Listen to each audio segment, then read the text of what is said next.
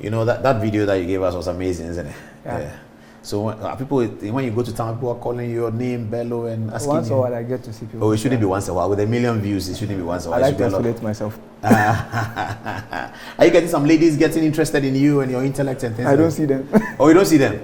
Oh, I see. So you're a Muslim, you can marry 4, so... Of course, I myself am polygamous. Oh, you are polygamous already? Are you married? No. But you are preparing to marry into a polygamous situation? Double. You know, so I talked about looking at the oligarchs when we had the conversation earlier. So what do you have? Tell us what you can say. This map, I'll use it to explain why Putin is aggressive in Ukraine and not here. You know, with the hold on, why is aggressive in Ukraine and not in Poland? Yeah. You know, but Poland is far from him. He's worried about NATO getting they were both part of the Western Bloc. Yes. But there's the distinction here. These ones were just part of the Eastern Bloc, but not core Soviet Union. Okay, I get it, yeah. But then when it comes to countries that were caught the Soviet Union, then the equation becomes 2 different things entirely. Okay. And then this one deals with, this is another problem Putin has. Okay. It has to do with the advancement of the Russian troops and then areas of support. Yeah. And in relation to civilian casualty. Okay. But then let's start with the oligarchs. Good. I like this one. The oligarchs, there were some inherited from his predecessor. You know, predecessor being who? Boris Yeltsin. You know, when Soviet Union was, when Russia gained independence after the collapse of the Soviet Union, there was this transition of the economy from a state-controlled to private. So there was this loan for share agreement where people bought shares through acquisition of loans, and then they became very, very wealthy. So people took loans and bought shares in government companies. Yeah. So if you take Ghana, you're talking about GNPC, Tema Oil Refinery, Ghana Airport Company, NCA, all of these government companies. Yeah. In Russia, people were allowed to take loans to buy interest in these companies. Okay, so they became the oligarchs. Yeah. Because these companies were big companies, wasn't it? Okay, go on. Then the process wasn't as in open. It was only those who were connected that were able to acquire shares. People felt one of the reasons why Putin was brought in to succeed Boris Yeltsin was that because it was meant to shield him from prosecution, because there were multiple allegations of corruption against him. In the process of the loan for shares? Yeah, in the process of the privatization of the state-owned market, a lot of corruptions and allegations emerged. Okay. So one of the deal between Yeltsin and Putin was that whilst Putin would take over the reign of the states, he must ensure that the interests of the oligarchs and Yeltsin collectively was protected. So there were never prosecution and there were no trials in such instances. Okay, let's talk about it. So these are all the oligarchs. How many are they? 1, 2, 3, 4? There are lots, but these are some of the These are the key ones. I don't see Roman Abramovich in there. Yeah, he is not directly related to Putin because so far there have been allegation of his influence, but his level of influence with Putin is debated. But then we need to divide them into 2. Okay. You have those who came from the security background with Putin, and you have those who are just pure businessmen inherited. Okay. So now this is one of the key persons who has been sanctioned so far. Ali Shah Usmanov is actually of Uzbek origin, but he was born in Soviet Uzbekistan, not the current Uzbekistan. Okay. So he's just like, and then he has a holding company, which is USM Holdings. Yeah. It was even on the London Stock Exchange. Okay, he has stakes in communications, mining, and real estate, and his net worth is $17.6 billion. $17.6 billion. Billion. The B. Yeah. Okay. So he's one of the oligarchs who's been targeted by Europe. Yeah. Where is his business interest? Which country? Mostly in Russia. But then some of the companies are registered on London Stock Exchange. And one unique thing that cuts across all the oligarchs in Russia is that they all have assets in Britain, mostly.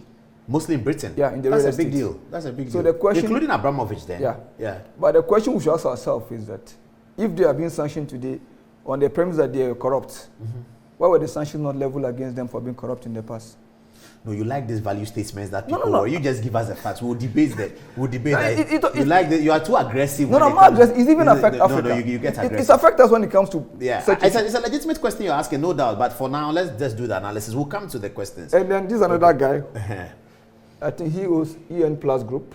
He's also in the Green Energy and Metal Company listed on London Stock Exchange. Okay. But I think he was forced to reduce his holding in one of this company because he was sanctioned in 2018 by Britain. Yeah, after the invasion, the annexation of Crimea, some of the oligarchs were sanctioned.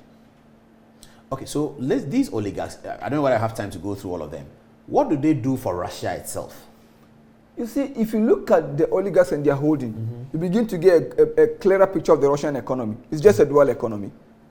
Okay. Mostly what do you mean by dual economy?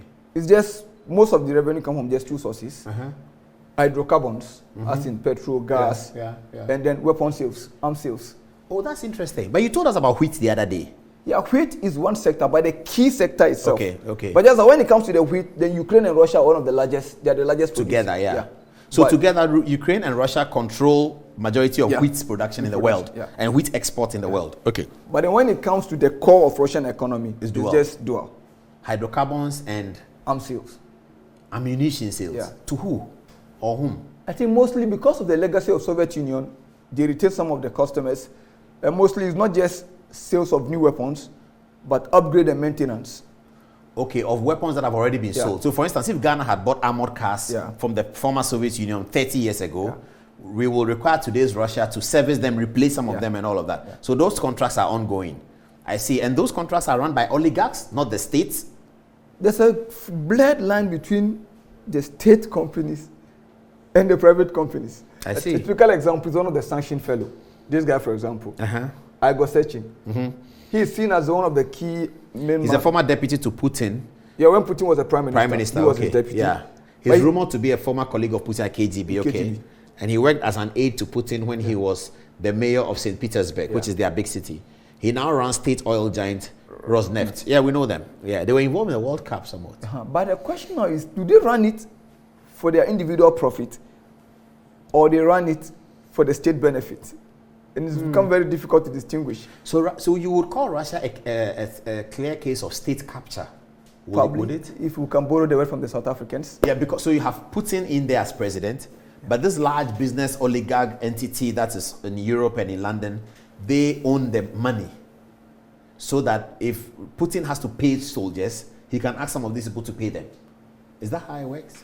Probably. There's a way that people believe some of them are just conduit for he himself, channeling his own money. For Putin himself? Yeah. But there's this attempt to make Putin look weak, as if the oligarchs are more stronger than him. But Putin has shown himself to be very powerful than the oligarchs. If you remember the case of Mikhail Khodorkovsky of Yukos Oil Company, when he crossed the line, his company was confiscated, his asset was frozen. It was. That shows you the... And Alexander Litvinenko, the journalist who ran away to stay in London, was poisoned, apparently by Putin's agents. So that should tell you that Putin is not as weak in the answer. So Putin has a hold over these resources, if you like. Yeah. So it's more like a king sharing the loot among the vassals. But the Russian people, are they broke or are they okay? Well, there is high level of poverty in at the lower level? At the lower level. Because so a typical situation of a graduate from Russian university, would he find a job? Or he has to find a job among these oligarchs, the companies of the oligarchs? Depends on if he's probably in the field of the oil and gas and the rest, he could get a job. And then probably if he has training that require him to work in the arms industry, he could easily get a job. But then he's not getting a job with the states, he's getting a job with oligarchs. Yeah, but the state equally has a role. Not all companies were privatized. Okay, some of the companies were retained. But the issues are they really state entities or the line is... There's a blurred line. Okay, go on, let's see where you get. And then, so these are the oligarchs. Yeah. And then we need to look at, then there is another sector. Yes. Valery Gerasimov is actually one of the core aides of Putin. He, in conjunction with Sergei Shoigu, the Minister of Defense, are seen as the key architect of the Ukrainian invasion.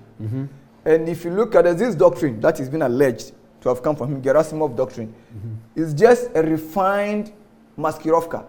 Russia has this old theory of warfare that date back to 1830, called maskirovka.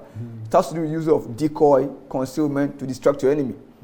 And if you look at the classical case of annexation of Crimea, that was what was used when they invaded Crimea with uniforms without insignia, and then had to confuse the world, whether it's Russian special forces or the rebels. But then now let's look at another issue, the response of NATO and the West. Yes, I'm interested in that. And then we look at Russia itself, its advancement or the movement of Russian troops across. So as of now, in terms of the advancement of Russia, they are not yet in Kiev. They are within Kiev, but not in the center of Kiev itself. They are the periphery of Kiev. Which is where the government is. The center of Kiev is where the government is. Yeah. And Russia are advancing towards there. Yeah, at a slow pace. Have Russia experienced casualties in this war so far? One of the key or core components of maskirovka is that you give misinformation, and then so due to that, it's so far I think they've stated they've lost about 600 and so, but that could be very, very inadequate on attempt to conceal the figure itself. And then, so you think if Russia have lost 5,000, they'll tell us 200? Probably. Okay. But then if you also go to the social media, because of the blanket ban of most Russian-affiliated media houses, you only see pro-Ukrainian propaganda. From CNN and BBC. But then not all are propaganda, though. Some are also genuine. Yeah. But then they could also be exaggerated. For example, the loss of, weapons and arms. But then let's look at the map. Then we understand why why the Russian advance is moving at a very slow pace. Okay. This is the entire map of Ukraine. Including the blue and the yellow. The blue and the yellow. Okay. And the light blue. But this part are ethnic Russians. Yeah, you said that before. This part are Russian speaking. CNN is reporting that ethnic Russians are not in support of the war. Well, that is an exaggeration. Because Mariupol itself, one of the cities under siege today, has strong secessionist sentiment. Prior to when the Donetsk Republic in 2014, it was later recaptured by the government. But even within that, it was known and obvious that that part was heart of secessionism within Ukraine. But the question is that does not mean, the fact that the ethnic Russian does not mean he has absolute support. For the Russian invasion. But then, now most of the cities under siege are equally within this domain. Okay. So, in order not to alienate the level of support he has within, now Putin has a problem of limiting the scale of the damage and offensive. And then, but what I fear is that with the sieges and the attempt to move or withdraw the civilians, it brings back the memory of Aleppo. Yes. Because we saw the attempt to evacuate civilians, and once the evacuation was carried out, it was just what we call probably a massacre. Because it was a ferocious attack without mercy. Yeah, but the Russian invasion now is hitting civilian targets big time. At least that's what CNN is reporting. That's what Sky News is reporting. BBC is reporting that as well. But we need to ask ourselves, how neutral are these media houses? Because I always said one thing. But they've shown videos. But let's be very frank here. The first article of the UN Convention, the UN Charter, talks about sovereign equality. Right? Yes. So meaning we should hold US and the West accountable on the same standard they try to hold the world accountable. Yes, correct. Courtesy of CNN and BBC and the likes, we knew the reason why America went to Iraq. It was on the allegation of weapons of mass destruction. Did they afford us the same privilege or the same virtue to question their leaders consistently on why they couldn't produce the so-called evidence? Well, they did produce the evidence. There was the doctor who was a scientist, you remember him, who led the team. They sent a team in. The team came back and said that indeed there is evidence that Saddam Hussein has weapons of mass destruction. Upon that, President George Bush of the United States and Prime Minister Tony Blair broadcast to the world. It turned out, as they themselves have told us, that there were no weapons of mass destruction. But if you look at international relations as international law, then you will see that the American invasion of Iraq had a better legal basis than the Russian invasion of Ukraine, which is just to say that Ukraine is for me. You can't do that. No, but then let's look at, you see, in as much about international law. America didn't say Iraq is for me. They said Iraq is doing something that poses a threat to the whole world. Okay. And therefore, we are going into Iraq, we'll seize Saddam Hussein, and we'll give the country back to them. And that's what they did. There was ravage. It turned out that the information was not correct, all of that. But in terms of international law, the basis of the American invasion of Iraq was known, albeit it turned out to be hollow.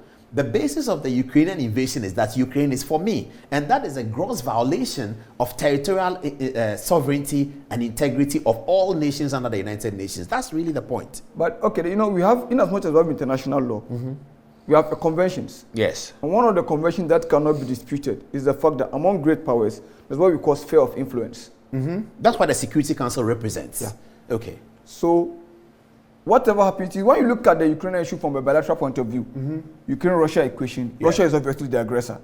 Russia is the aggressor, correct. But the reality is that it is not about Russia and Ukraine. It's about a third party. Which is who? Which is US. When we say NATO, okay, NATO is not anybody but America, because in the name of NATO, we have US stationing troops across Europe. Yes. But in the name of NATO, we don't have any single European country with troops stationed in America.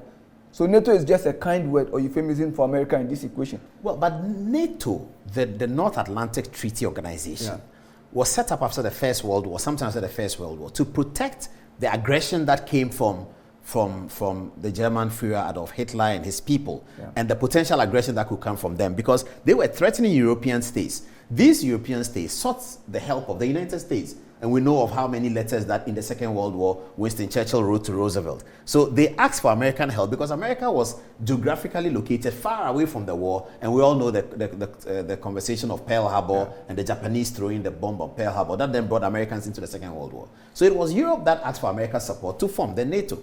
So in that circumstance, America deposited its troops in countries where they suspected that wherever there's an aggression, we can catch it. The aggressors were the Eastern Bloc. So Germany, that's Adolf Hitler. So Poland, so Russia, and all of that. So that's the point about NATO. They don't have to have a place in America. They ask America to come. Is that why Putin is invading? So the question now is, at the end of the Cold War, what is the relevance of NATO? Because we've seen NATO being used to bully the world. How has NATO bullied the world after the Cold War? Kosovo was carved out of Serbia. And that's why Kosovo still today has a bit of issue of recognition. NATO bombings. We saw NATO violating the non-fly zone imposed on Libya. So that is NATO being used to bully the world. But that's not the fact. That also deny the fact. All that is okay. You see, the liberation of Kosovo from Serbia is liberating one country from the other. Kosovo was an integral part. Yes, assuming that we go to Ghana and we start to bomb Togo, and we start to be aggressive towards Togo, like Saddam Hussein did with Kuwait in the first Iraq war. Saddam Hussein decided that Kuwait was for me and said Kuwait is another province of mine. He moved troops into Kuwait. President George Bush felt that no, you can't do that. So NATO rise up and defend the sovereignty of Kuwait. That's what happened in the first Iraq war. The second Iraq war was the threat of weapons of mass destruction. Now, in the bombing of Kosovo and all of that, in the post-Cold War, the breakup of the Soviet Union, it was to liberate countries that were beginning to be concerned about the imposition of Russia on them as part of Russia. So that's okay. This one, he is not alleging that Ukraine is a threat. He is not alleging that Ukraine is doing anything that will affect the rest of the human society, like a weapons of mass destruction. All he's saying is that Ukraine is for me. It's like Ghana says Togo is for me. Nigeria says Cameroon is for me. You remember the international law decision between Cameroon and Bakassi, Nigeria and Cameroon over Bakassi Peninsula. The people in Bakassi, where there's oil, they are native Nigerians, they are cultural Nigerians. The international court ruled that Bakassi belongs to Cameroon. So Nigeria could have said, Obasanjo was entertaining thoughts like that Bakassi is for me, let's go and get it. So this issue of something is for me, I'm going to get it, another country is for me, is the problem that the world is having with Russia's invasion of Ukraine. It's not the same as the invasion of Iraq. We agree that the Iraq invasion may be illegitimate, but the basis of it was set in international law. That's my question for you. The problem is, you need to understand one thing. The law is there. Yes. But the conventions are more stronger than the law. I agree. You get the point? And it is that attempt to, what do you call it, underwrite that convention whereby you are trying to deny Russia its sphere of influence. But let's understand one thing. How is Russia's sphere of influence to be manifested by invading another country? You see, there's always history within every issue. Russia has been hostile to their cause. If you look at history, the West have always mostly interfered in Russian affairs, then Russia interfered in the Western affair. That's strength of economics. No. If you're weaker, you get that. It's not fair, though. I agree. It's not fair. It creates sense of what you call it, anti-foreign and Western sometimes. Because if you look at the 1812, the Napoleonic invasion, the Civil War, when the West interfered and supported Kerensky against the Soviets. And if you look at German invasion of 1941, Operation Barbarossa, it created that sense of concern and anxiety among certain quarters in Russia when the West get close, because they begin to rekindle old memories. I agree with that. So that is why Russia approached, two theories were used. In the first instance of those pre-World War II era, they adopted defense in depth, where you withdraw, create layers of defense to slow your enemy and then win him down. But post-World War II, they developed a new strategy, which is about seeking strategic depth. So now that is what Ukraine has also converted itself to. That is why Putin is here. He knew probably if Russia is, if the West, NATO is here, there's going to be a clash. Okay, so if Ukraine were to withdraw from NATO, will that solve the problem? First of all, Putin's demand was just very simple. Ukraine should accept neutrality and not be part of NATO. But NATO insisted that they will admit Ukraine, and it is not for Putin to decide. But you see, Ukraine should avoid, the Ukrainian leaders should have been smart enough. Some of the countries here don't have, what do you call it? Okay, is Romania part of NATO? Romania is here. I should think so. Moldova, is it part of NATO? Moldova, Slovakia. I know for NATO? Estonia, Latvia, Lithuania, these are part of NATO. Okay, so Estonia is here, it's part of NATO. That's very close to Russia. That's inside Russia. Latvia is there, Lithuania is there. But around that time, Belarus, Poland, Czech Republic, Slovakia. You see, it goes back to the issue of the oligarchs. You see, when Yeltsin and the rest were in power, yes, the oligarchs, because of their business interests, in as much as they detest Western countries, NATO encroachment on their border, were more, I think, inclined towards talk than confrontation. But for Putin and his cohort, who are from the military background, now they are in charge. They believe that that tolerance of Russia towards allowing these people to go was actually a wrong decision. That could have been challenged. And we also need to look at second thing. Russia today is far economically stronger than Russia then. Yes, I sent you an article today. Did you see? Yes, it's true. Russia is better. So you could see that Putin is trying to redraw the map. But he himself knows he cannot recreate Soviet Union. But he's trying to reinforce certain security belts. So what is the end game for Russia? They're going to occupy Ukraine and make it a province of Russia? So it depends. If he's going for maximalist objective, then he will go for total annexation of Ukraine. But that obviously wouldn't be very popular, and that will cost him more because he only inherited another Iraq like US had. But if he's going for a minimalist game, he could seek two things. Either he seek a written guarantee from the current Ukrainian government and NATO that they wouldn't admit Ukraine. That would give him a buffer. Or he could compel Ukraine to grant certain level of autonomy to these portions. Oh, that's interesting. So these portions have been annexed by Ukraine. What's the story? Donetsk and Luhansk were declared by Russia as independent countries. But even those so-called republics were only controlling the core cities around their own domain. There were other areas that were outside. So if you look at the law itself that allowed Putin to go into Ukraine, the law technically does two things.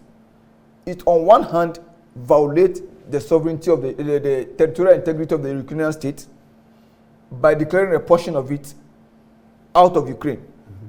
On the other hand, it also delegitimizes the entire Ukrainian government. But the question is, we have a situation very similar to what we had when Hitler emerged. You see, when you treat great powers with humiliation and scorn, you create a situation like this. In as much as... Like they live to fight another day? Yeah. In as much as the whole of Hitler's arguments around the Jews and the likes were his personal views. But what created a fertile ground for Hitler to manifest? The humiliation of Germany after World War I. Yes, correct. So the humiliation of Russia after the collapse of the Soviet Union is what is causing this situation. But then let's look at the wider picture. Now, he requested for no-fly zone. US refused to grant it. NATO is not getting involved. Because they know very well that getting involved would then require that they shoot down Russian plane. And that would make the war, that would create a whole continental war. So now they are trying to manage the war within Ukraine and hoping that they could drain the energy of the Russian forces. But if you also look at the scale of the sanction, probably they're also pursuing a regime change. In Russia? In Russia. That's a long way ahead. And that's a very tall order to remove Putin from power in Russia. Well, because if you look at the way they've been able to sanction every sector of not even the economy. But is that going to affect Russia, these sanctions on the oligarchs? Well, history has just shown one thing. Sanction has never worked. But are they going to lose money? Well, prior to 2014, there was this warning that Putin gave to some of them to diversify their assets and move some of them away from the West where the hands of the people could reach it. Some heeded the advice, others did not. But if you look at one of the things they do now, they are sending lethal aid. You know, from 2014, they were sending on lethal aid. But now they are sending, what do you call it, anti-tank weapons. To who? To the Ukrainian army. Yes, Britain is sending them RAF fighter jets. But you see, that's a very tricky situation. If you look at the posture of Boris Johnson, he's been the loudest European leader on the issue. Yes. But yet his allies, France and Germany, are accusing him of less action. No, but he's sending RAF jets. No, but fighter jets. Prior to that, he was accused of taking less actions compared to, because the Russians have huge investment in, what do you call it? In Britain, but he can keep it. He's the stronger because he can just take the money of the oligarchs, sack them from Britain. But you see, if you look at the demeanor of Boris Johnson, this is another blessing for him. Why? He was facing a political scandal in the House. Yes, in terms of domestic politics, yes, this is very good for Boris Johnson. So if you look at some of his vocal rhetorics, it's just a way of deflecting from the pressure on him to resign over COVID. The wider geopolitical implication is that on one hand, you see Russia and China bundling together over this matter. They are forming stronger alliance, but the current situation makes Russia the junior partner to China, not reverse.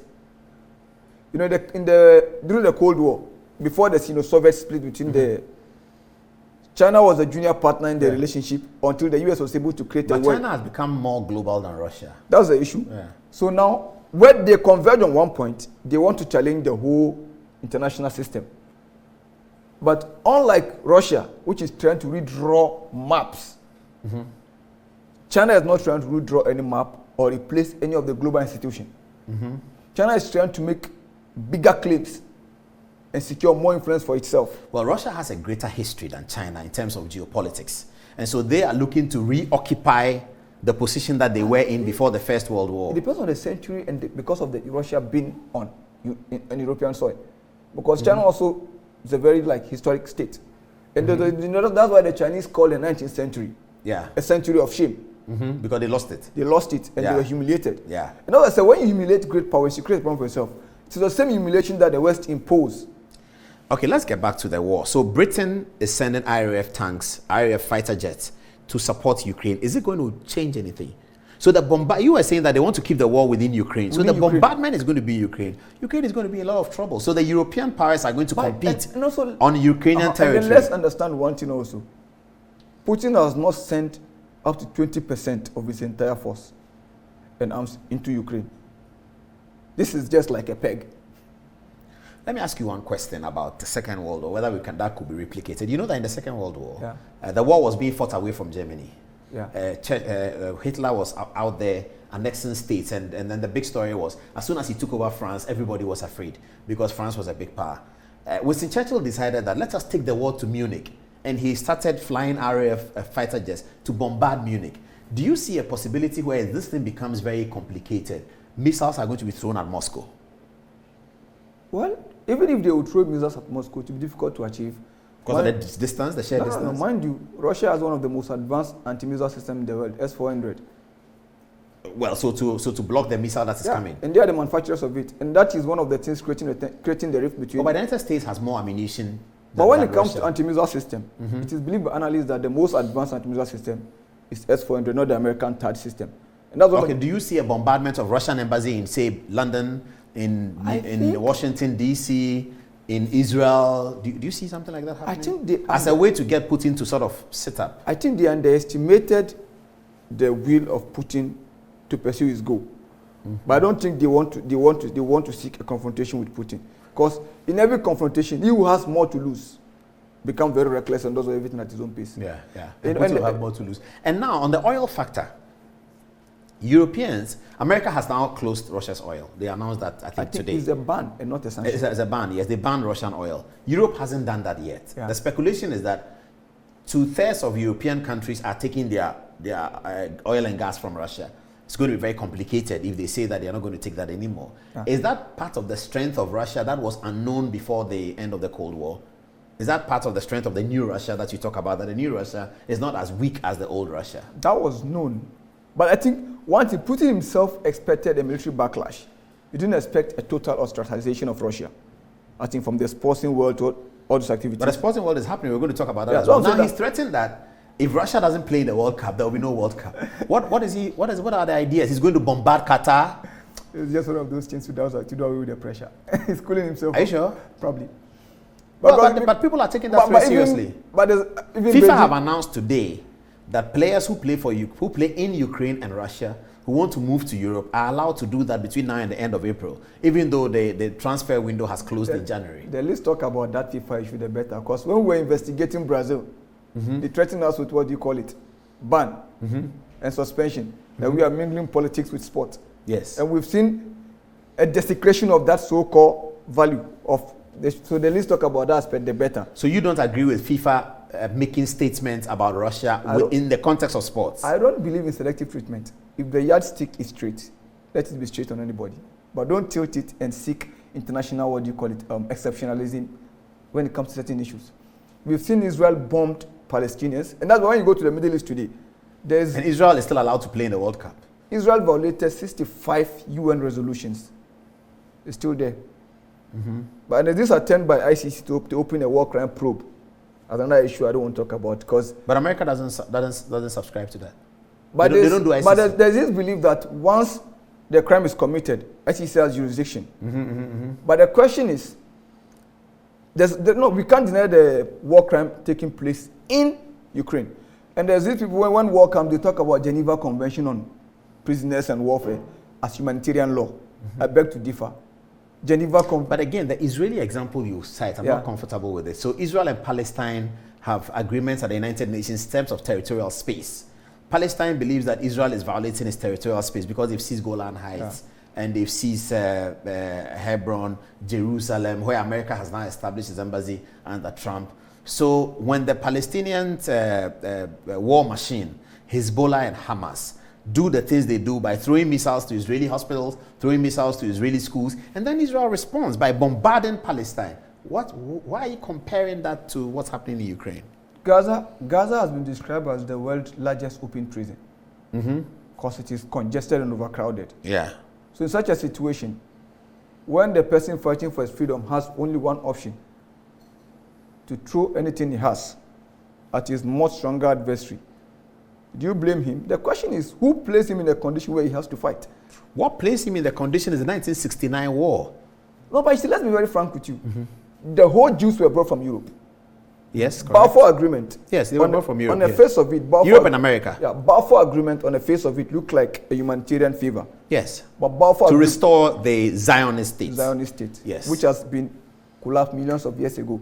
Because Israel. Collapsed? No, the Jews today, per Israeli law, any Jew across the world has the right to return. Yes. Per the same Israeli law, a descendant of a Palestinian who left Palestine as a refugee out of Israeli annexation cannot return. He can return through Israel's permission. He can't like Yasser Arafat could have returned, but through Israeli permission. He can't return to claim citizenship. Of Palestine, he can't. Palestine. No, he can't return. He can't. One of the sticking points in negotiations about the right of return of the refugees. Mm-hmm. But yet, a descendant of one who cannot even pinpoint his grandfather. Well, his grandfather is Father Abraham. Who has link. Yeah, to Father Abraham. You can say Father Abraham is but his grandfather. The Balfour Agreement itself is a piece of xenophobic treaty. But it was signed. But it was a xenophobic treaty because the Jews were in Europe for thousands of years. Mm-hmm. They were never integrated fully into European culture. Yeah, and Hitler came to try and wipe them out. So the Balfour Agreement was a way of Europeans getting rid of a burden they didn't want. So they packed the Jews and dumped them somewhere. No, they took them to the Promised Land. Why? They took the Jews because of Hitler's aggression and said, listen, you people have a land that has been promised to you by your God. Yeah. There's nobody on the land. We'll take you there. They took them back there. So if Malema in South Africa says we should also pack the whites and dump them to Europe because they are from there, is he saying the wrong thing? Your final word, and then we can continue on Thursday. There's this, I don't know whether to say less sympathy for the war in Middle East or to say indifference, but there's this attempt to draw, justification and comparison, and then it also gives it a kind of, people play the religious wild card around it. On one hand, people are also comparing what is happening to Ukraine today to Iraq. And one of the pictures that was circulating was this one. So what is this? There was a picture of an alleged Ukrainian tank in Baghdad. But then it was believed that the picture was actually doctored. Fine. So this is the original picture without the... Yeah, so the original image is a tank where? Yeah, within Baghdad itself. But the tank was not necessarily a Ukrainian tank. Okay, so the allegation was that Ukraine has supported the invasion of Iraq. So in as much as this picture is inaccurate, but Ukraine itself was part of the coalition that invaded Iraq. So people are also drawing perhaps he's taking a bitter dose of his own pill. I see. And then there is this religious, there is a faction. Does Ukraine have democracy? Well, if we go by democracy per the Western standards, it will fall short. But if we go by democracy per conducting elections, it is more open than Russia itself. It's 17 minutes past 11. Let's wrap up on this Alhassan Bello. And lastly, let's look at, there's this attempt to bring religious issue into the context. Yes. When you look at reports, you hear people saying there's, what do you call it, Chechnyan fighters being sent to Ukraine.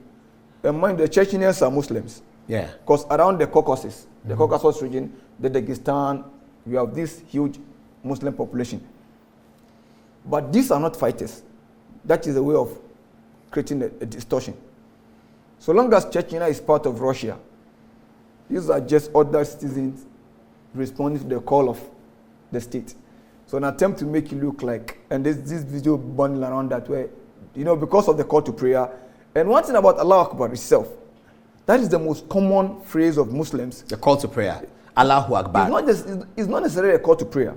It simply means Allah is the greatest. Yes. So whether there's a disaster, a blessing in the Muslim's life, these are one of the simplest you hear, either Allahu Akbar or Subhanallah. These are some of the key things that is attributed to Muslims. And so, because they were there was this video where they were in Ukraine praying, and there's a call to prayer, and it was being bundled around like religious thing. But then let's look at, before banning the oil, the importation of the Ukrainian oil, there was this attempt to negotiate with Venezuela. Who to negotiate with Venezuela? US sent a delegation to Venezuela because if you are taking the Russian oil off the market, you must find a replacement. So they attempted to negotiate. There's this dispute in Venezuela where US recognized the opposition as the effective government as the government of the day, Juan Guaido. But then, in terms of effective control of the state, Maduro still has the control. But it was sanctioned as an attempt, as a way of weakening him and getting him out of power. But now that they need a replacement for Russian oil in order to ensure stability on the market, they sent a delegation to, to Venezuela to negotiate with Maduro. It's also another way of limiting Russia's potential blowback. Because if Russia is threatened, if Venezuela is an ally to Russia, it could send probably symbolic or genuine troop or formation within Venezuela, which is US backyard per Monroe Doctrine. Okay, so final question. This is not about to end in a week. The war itself? The process, yes, everything happening. Well, I think Russia is in it for a long haul. It is well prepared for as long as it takes. So we should anticipate oil prices now at $130 a barrel, traveling towards $200 a barrel. If the Saudis agree to pump more on the market, perhaps the excess on the market will mitigate the price increment. But the question is now that it is, causing global realignment. Yeah.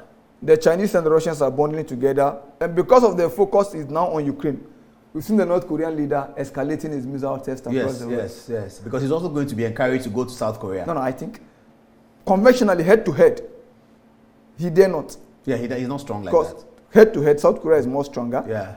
But then, he has a reason why he's always bellicose in his nature. There's this mutual defense agreement between North Korea and China. So the fact that he shouts does not mean because he's strong, but because he knows he has a stronger backer. Yeah. Mind you, in the Vietnam War, China sent 90,000 pieces of AK-47 to Vietnam. That was when China was broke. An AK-47 could shoot 200 bullets in a minute. So the question was how many bullets was sent. I see. So if a poor China at then, in 1960s, could send 90,000 pieces of AK-47, a richer China could do more. Okay, we'll leave it here. By the way, talk of Vietnam. We remember that Dr. Kwame Nkrumah, when he was overthrown, was on his way to negotiate, selected by the United Nations to negotiate between the United States and Vietnam in the war. That's Alhassan Bello's presentation on Ukraine. We'll continue that on Thursday. Do you have text messages?